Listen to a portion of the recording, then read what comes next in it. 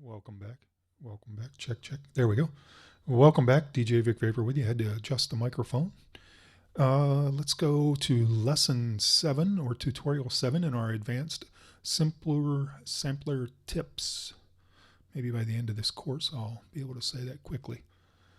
And in this lesson, the previous lesson or tutorial, we talked about racks and creating racks and things like that. But let's look at a way we can take clips and modulate or affect how the sampler is performing for us. So in essence, if we want two versions of this sample triggered by the clip, say like this one right now, it's in classic mode, so it's just playing the loop as is. And you can see on the MIDI clip, it's just one note, the C3 note. That's what's playing. Let's look at my sliced clip. On my sliced clip, I have, different MIDI notes and things in there, and I have the clip set up for slice. But if I want to hear it sliced, I would have to manually go down here and say, okay, now get into slice mode, and then I can play it. And vice versa, if I wanted to go back to classic, I'd have to click classic, then I'd have to say play classic. So what's a way that we can actually, when we launch the clip, have the sampler change and be in the appropriate sliced or classic set? One of the ways we can do that is we can right click, go back to Command Z, right click, and we want group. And we'll open up our chain in our instrument rack now, and let's label this first guy so we know where we're at. Keep everything nice and labeled. We'll label this guy classic, and let's duplicate and label this guy slice. Okay, classic and sliced. So on classic, we would want to make sure we're in classic there. And then within the clip, let me touch this guy first. So whatever we touch last is what's going to show up within our clip here. So we'll go back to clip. Let's open this up.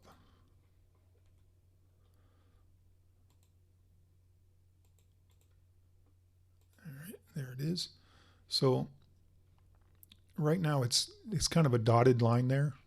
It's not set up to do anything, but you can see that the last thing I touched was the speaker on, off,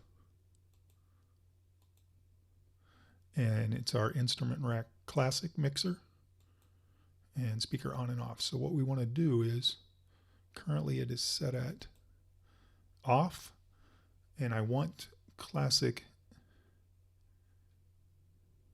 Let me think about this here. I want the classic. When the classic's playing, I'll leave that alone actually. We want to leave that on. So let me go to mixer, and let's go to sliced mixer, speaker on and off,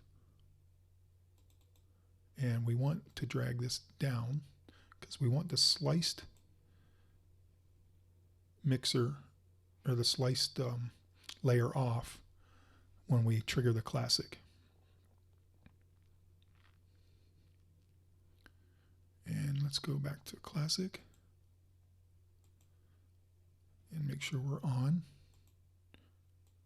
by dragging this up. And then we'll do the same thing opposite the other clip. So what do we got here? We've got mixer, we've got sliced, needs to be on. It is. Now let's go to mixer classic, and this needs to be off. And it is. So if I've done my thoughts there correctly, what should happen for us now is, you can see now we're in classic mode. There we go. I forgot under the sliced one, I forgot to select slice mode. So, and when we're in classic, the speaker's on. So when I hit classic, it should play. And it does. Now when I hit sliced, we should see it switch to sliced, and this speaker will be active. And there you go.